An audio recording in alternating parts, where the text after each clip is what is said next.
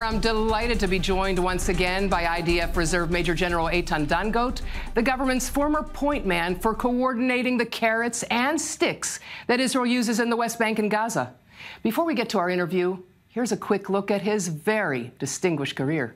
Watch. IDF Reserve Major General Eitan Dangot is an established expert in Israeli political military affairs and an influential figure in the IDF's tactical and strategic thinking over the past 4 decades. Before ending his active military service in January of 2014, Dangot served as the coordinator of government activities in the territories, Israel's highest-ranking official handling all military and civil matters on behalf of the Prime Minister and Defense Minister.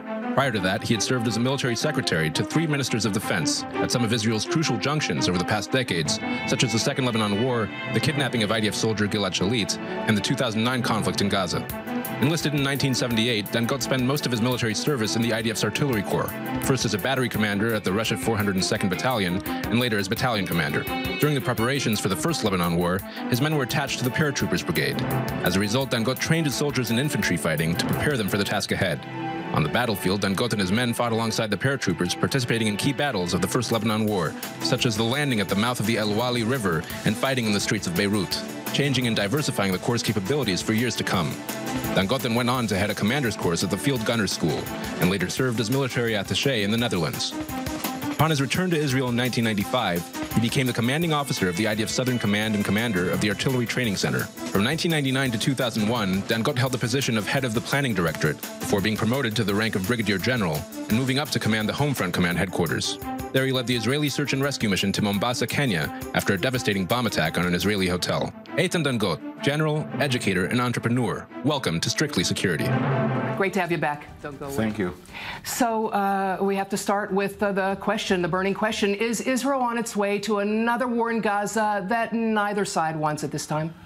What is sure that we changed the policy towards Gaza after on very careful steps by making a lot of assessments, which taking care about what are the risks that we are taking. We are not willing to go to a war or to big operation with Hamas. We keep it as a last chance, and I think it's a right policy, because a state as Israel should not go to a war each 1 year, 2 years, every month, right, etc.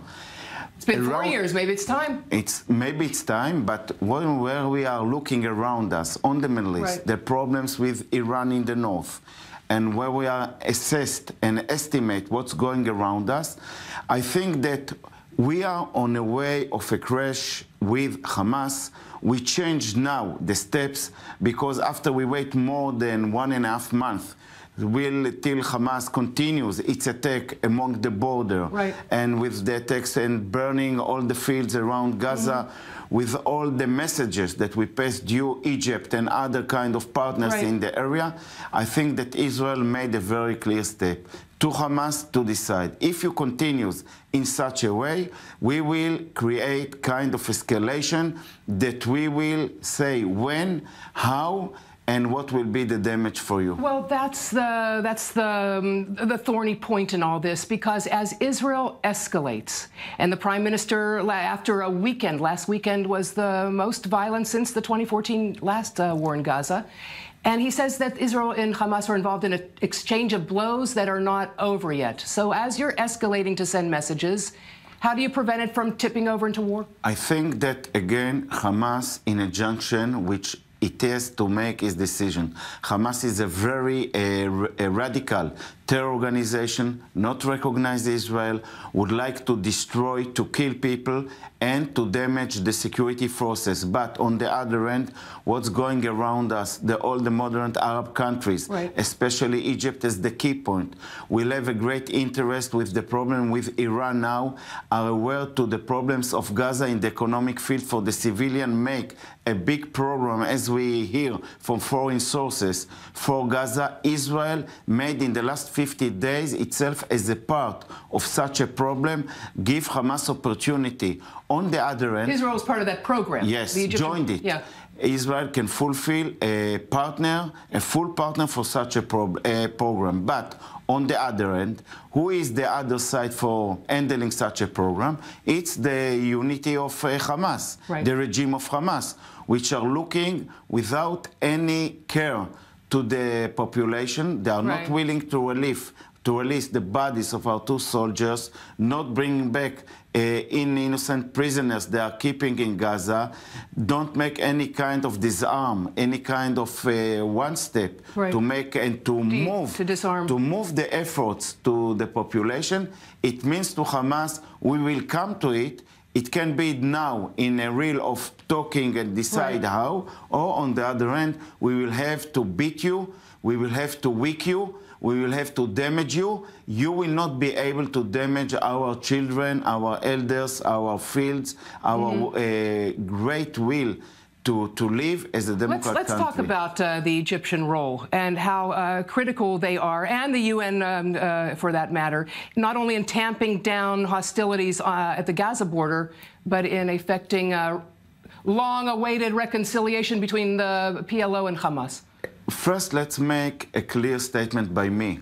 The main interest, the strategic goal by Hamas is not to open the closure that they claim towards Israel, is the closure they are faced with Egypt, because the gate from Gaza to Egypt is the gate for the continuing of Hamas entity. The movement of their leader, the movement for Hamas economy, Egypt is a real important key for the continuing of Hamas as a leadership for Gaza. Did Egypt support Israel closing the Kerem Shalom gate to all but humanitarian? I think that we don't have to judge any tactic step, but if you are looking around the policy with Hamas around Gaza, you can see that Israel and Egypt as the main best kind of understanding of strategic interest towards the problem that Hamas caused to Egypt, to Israel, to the region. And I think there is full of understanding, full of exchange of information, what and how to do, and coordination between Israel to Egypt. Only yesterday, Egypt opened again Rafah, the southern border crossing with Egypt. Yes, crossing to Egypt. And this is the main role. Egypt is fulfilling a main role towards Hamas. And on the other end, look, when you are looking about Hamas and you see what is the problem, you see that even Abu Mazen, which refused to come to reconciliation. Why did it? Because Hamas refused to move to Abu Mazen the interior security We've been talking about reconciliation for years. Yes, but it refused to give to Abu Mazen the interior security responsibility and also all the kind of disarm itself from rockets, etc. So Egypt, Israel, modern Arab countries that can give money to Gaza.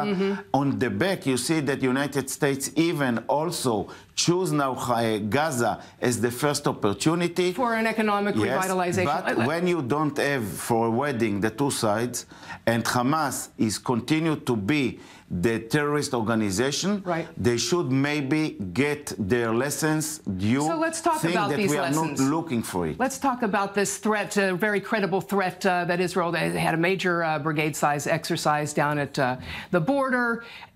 All this public outcry over IDF going soft on those flying kites. Have you noticed a change in the IDF position on those, targeting those that are actually launching the kites, many of them youth? And are those flying kites worth going to war over? I think that, first of all, IDF made all the steps to be prepared for a big operation towards Gaza. This is the message to Hamas. If they don't, they will not understand the deterrence towards them, we will have to increase our offensive activities towards Gaza by fire, by maneuvering forces. And I think we know how to do it in the best way by our IDF and the professionals of the Information Security Service. On the other end, towards the youth that are using by Hamas, I think that the target should be those who are sending it. Exactly.